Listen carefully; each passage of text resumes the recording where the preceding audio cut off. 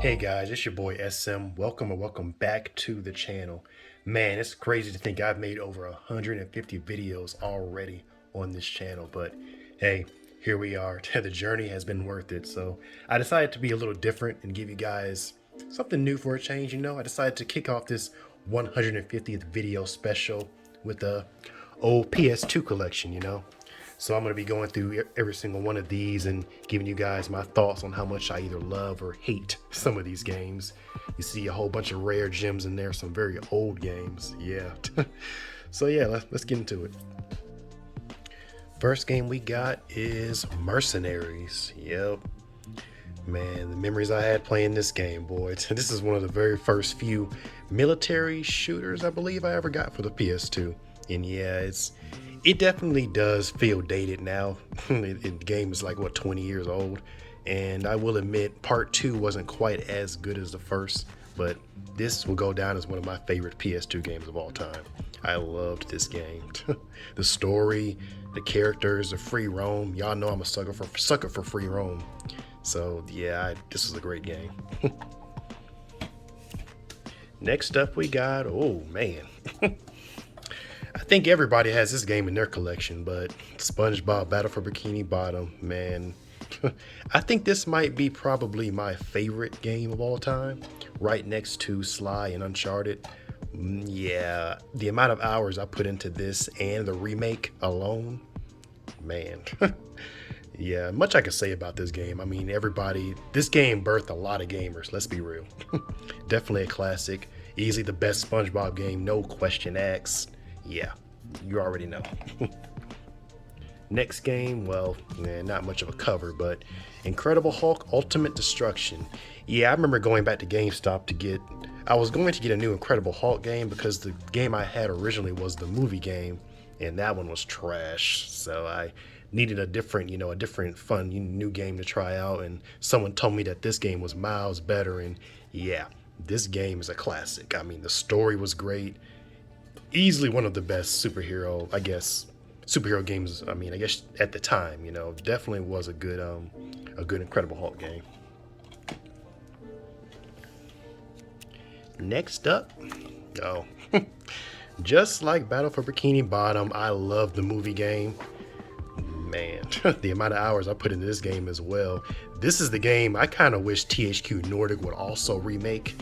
They probably aren't, but I hope they do someday. This was a great movie tie-in game. Next up is TMNT. Yeah, I actually am a big TMNT fan. I didn't really play this game as much as the others I mentioned before, but it was pretty fun. I think I would prefer the movies over the games, but it was a pretty fun time. Oh god, yeah, Iron Man. Did not like this game at all. The movies I loved, but yeah, I think I only played this game 4 times in my life, and I don't know why I still have the game, but I do I do have fond memories of playing it, and I don't recommend it, but and Destroy All Humans. This is one of those games where after playing the remake that came out a couple years ago, it wasn't really as fun as I remembered it to be. No, don't get me wrong. I love the game. It's easily one of my favorites, but I think when I was a kid playing this, it hit a little bit differently than now as a grown man. I mean, I don't know, but easily one of the most fun games I played at the time, though, and definitely a classic, though. I've only played the first 2. I haven't played the last 2, I believe. Not really interested, so. And yeah, part 2 right here. Didn't really think part 2 was as good as the first, but hey, I mean, I still love the game. I mean, Make War Not Love. Yeah, this game was hilarious. I love these 2 games. I'm probably going to always keep these games for some reason. I'm never going to sell them. Next up, we got Splinter Cell Chaos Theory.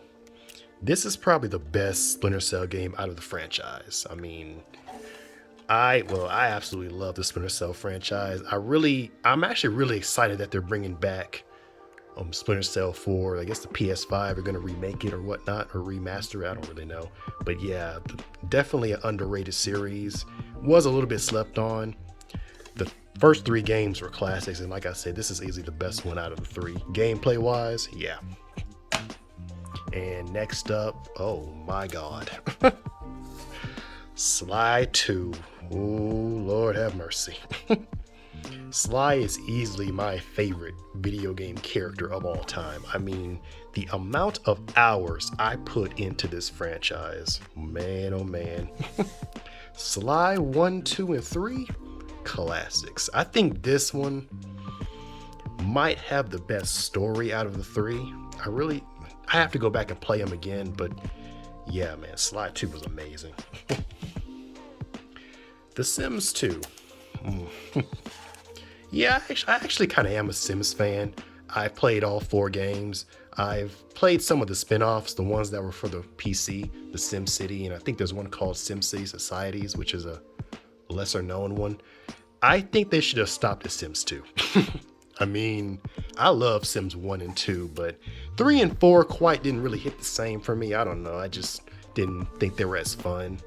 I think The Sims 2 is easily the most fun one out of the 4. I mean, the gameplay and the music. Yeah, this was I put a lot of hours in this too, man. Yeah. Ultimate Alliance. This was originally the OG Avengers back on the PS2. I mean, I didn't really play this game a whole lot back when I was a kid, but I did have some pretty good memories of playing, 4 heroes that you can pick out of your disposal. I mean, come on now, that's classic. Come on now, man. And speaking of Splinter Cell, we got Pandora Tomorrow.